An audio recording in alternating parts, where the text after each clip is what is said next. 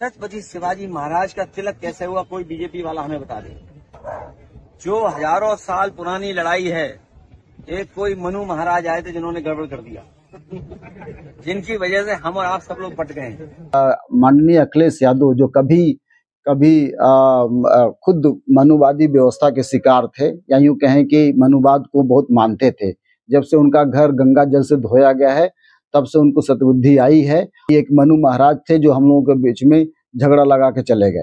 ये बात सही है कि मनु ने हम लोगों को जातियों के बीच में बांट दिया और हमारे बीच में आपस में, जो मैं पहले भी कहा कि भाईचारा रहने नहीं दिया, तो भाईचारा की जो बात थी वो खत्म कर दिए। मनु की वजह से ही ये विधान लागू हुआ कि शूद्र के कान में, अगर ये यदि वो रामायण महाभारत सुनता है तो उसके कान में शीशा पिघला कर डाल जाए। ये शूद्रों के लिए बात है। हमारे साथ मौजूद हैं प्रोफेसर विक्रम, इलाहाबाद यूनिवर्सिटी से। सर का स्वागत करते हैं अपने चैनल पे। सर बहुत बहुत स्वागत है आपका। धन्यवाद आपको। सर अभी माननीय अखिलेश यादव जी का एक बयान काफी तेजी से सोशल मीडिया पे वायरल हो रहा है, जिसमें वो कह रहे हैं कि मनु महाराज थे जिन्होंने जातियों में लोगों को बांटा। क्या कहेंगे सर आप? अखिलेश यादव जैसे लोग अभी इस पर बोल रहे हैं। देखिए, एक हिंदी में कहा तो देर आए दुरुस्त आए। तो मैं ये कहता हूँ, ये डॉक्टर B.R. अम्बेडकर युग चल रहा है और ये इस युग का मतलब है कि डॉक्टर अम्बेडकर बाद, डॉक्टर अम्बेडकर बाद इसमें लागू हो। मैं तो इसको कहूँगा कांसीराम बाद भी इसको कहता हूँ कि कांसीराम बाद लागू हो। मैं कहना ये चाहता हूँ कि मंडल कमीशन के बाद या मंडल कमीशन से लेकर के अब तक जो OBC समाज है या SC समाज, उसमें जागरूकता बहुत तेजी से आई है और ये जागरूकता का नतीजा ही है कि माननीय अखिलेश यादव जो कभी कभी खुद मनुवादी व्यवस्था के शिकार थे, या यूं कहें कि मनुवाद को बहुत मानते थे। जब से उनका घर गंगा जल से धोया गया है, तब से उनको सद्बुद्धि आई है और तब से वो थोड़ा बदले हैं। बहुत ज़्यादा नहीं बदले, लेकिन बदले हैं और PDA की राजनीति करने की शुरुआत कर चुके हैं। तो वह एक वेलकम स्टेप है। ये बहुत बड़ी बात है कि कम से कम अखिलेश यादव जी के मुंह से सच्चाई तो आई कि एक मनु महाराज थे जो हम लोगों के बीच में झगड़ा लगा के चले गए। ये बात सही है कि मनु ने हम लोगों को जातियों के बीच में बांट दिया और हमारे बीच में आपस में, जो मैं पहले भी कहा कि भाईचारा रहने नहीं दिया, तो भाईचारा की जो बात थी वो खत्म कर दिए। मनु की वजह से ही ये विधान लागू हुआ कि शूद्र के कान में, अगर ये यदि वो रामायण महाभारत सुनता है तो उसके कान में शीशा पिघला कर डाल जाए। ये शूद्रों के लिए बात है। तो शूद्र आज का, जो कल का शूद्र था वो आज का OBC है। ये शूद्रों के लिए बात है, अछूतों के लिए बात है, टचेबल के लिए बात है, अनटचेबल के लिए बात नहीं है। अनटचेबल तो बाहर थे ही, पंचमा वर्ण थे। तो जो शूद्रों की स्थिति बहुत ही दयनीय रही है। हमको सबको पता है कि प्राचीन काल में उनकी स्थिति बहुत खराब थी, मध्यकाल में स्थिति, ये अंग्रेजों के आने के बाद शूद्रों की स्थिति में थोड़ी सुधार हुआ। चाहे वो जाट की बात हो, चाहे गुज्जर की बात हो, चाहे यादव की बात हो, चाहे कुम्हार की बात हो, चाहे निषाद की बात हो, चाहे पटेलों की बात हो, ये सारे के सारे जातियां जो शूद्र जातियां हैं, इन जातियों के अंतर्गत बड़ी जाति की भावना पैदा करके उनको हमसे अलग कर दिया गया। इनको बता दिया गया कि ये बड़ी जातियां हैं।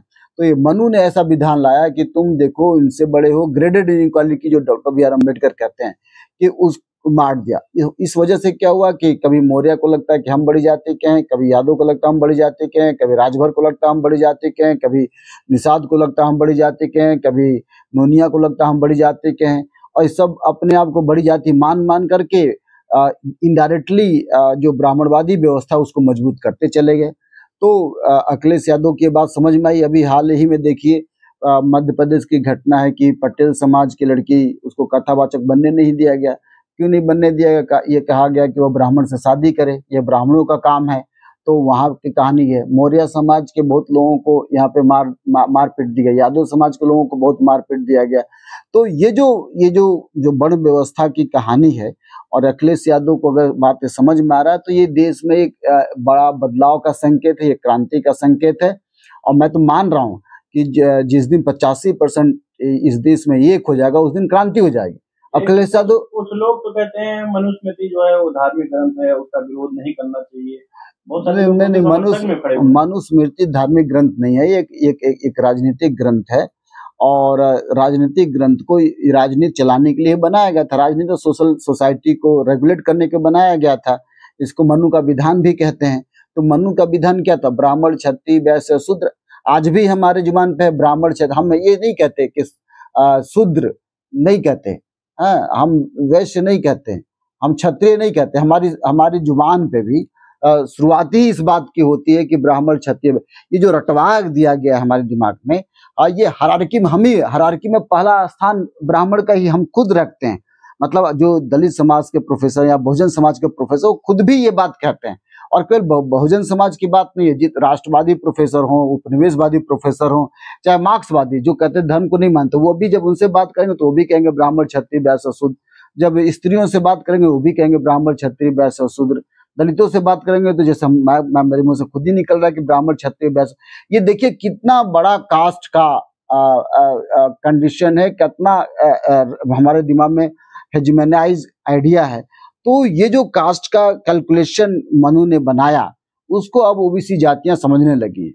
आज अखिलेश यादव समझ में, पहले इनके पिताजी ने समझने की कोशिश की थी, माननीय लालू यादव ने समझने की कोशिश की, रामस्वरूप वर्मा ने समझने की कोशिश की थी, बाबू जगदीश प्रसाद कुशवाहा ने समझने की कोशिश की, माननीय डी.के. खाबाड़े ने समझने की कोशिश की, दीना भाना साहब ने समझने की कोशिश की थी, साहब कांशीराम ने समझने की कोशिश की थी। तो ये जो समझने की कोशिश में अब ये है कि ये युग जो है, आप देखिए माननीय राहुल गांधी अब जातीय जनगणना की बात कर रहे हैं, तो मैं ये कहता हूं कि भीम युग चल रहा है। और कम से कम अभी करीब 100 सालों तक भीम युग का ही समय रहेगा। और इस 100 सालों में इस देश में क्रांति होगी, फ्रांस की क्रांति की तरह, चाहे इंग्लैंड की क्रांति की तरह। तब जातिवाद को समूल नष्ट होना होगा, जैसे स्टालिन के नेतृत्व में। आपने देखिए द्रविड़ क्रांति आज से 100 साल पहले, 70 साल पहले चली, और द्रविड़ क्रांति के माध्यम से अब न्यू एजुकेशन जो पॉलिसी लाई जा रही है, हिंदी के जगह इंग्लिश की बात की जा रही है, द्रविड़ व्यवस्था की बात की जा रही है। अब जाति के आधार पे जो उन्होंने स्कूल का जो रिकमेंडेशन लिया के चंद्रू के नेतृत्व में, वहां भी अब सरनेम समाप्त करने की बात की जा रही है। अब देखिए आर्य समाजियों ने पहले सरनेम समाप्त करने की बात की थी, लेकिन जाति व्यवस्था को बनाए रखा। लेकिन कम से कम तमिलनाडु में इस बात की पहल हुई है कि अब सरनेम हटा दिया जाए, स्कूलों में अब वर्णमाला के सब बैठाया जाए। तो जाति समाप्त करने का एक प्रोसेस शुरू हो चुका है, जो तमिलनाडु से में शुरू हुआ है, हमारे महापुरुषों ने किया है। और ये आने वाले 100 वर्षों में, ये 100 वर्षों का टारगेट है कि इसमें एक बड़ा उथल पुथल और सामाजिक आमूलचूल का परिवर्तन होगा, व्यवस्था परिवर्तन का शासन होगा। ये 100 वर्षों में व्यवस्था परिवर्तन हो जाएगा। और मेरा पूरा विश्वास कि आने वाले 100 वर्षों में जाति की जो पहचान है, जातीय जो गौरव है, जातीय जो ईगो है, उसकी समाप्ति होगी। जी, तो साथियों हमारे साथ प्रोफेसर विक्रम थे। उन्होंने जो अखिलेश यादव जी ने जो बयान दिया उसको लेकर सर ने जो बातें रखी, उस पर आपकी क्या प्रतिक्रिया है? सर ने जो बातें कही उस पर आपका क्या प्रतिक्रिया, कमेंट बॉक्स में जरूर दीजिए। तब तक लिए बने रहिए भोजन 85 का। वीडियो अच्छा लगा तो वीडियो को लाइक करें, और चैनल सब्सक्राइब नहीं किया चैनल को सब्सक्राइब करें। बहुत बहुत धन्यवाद।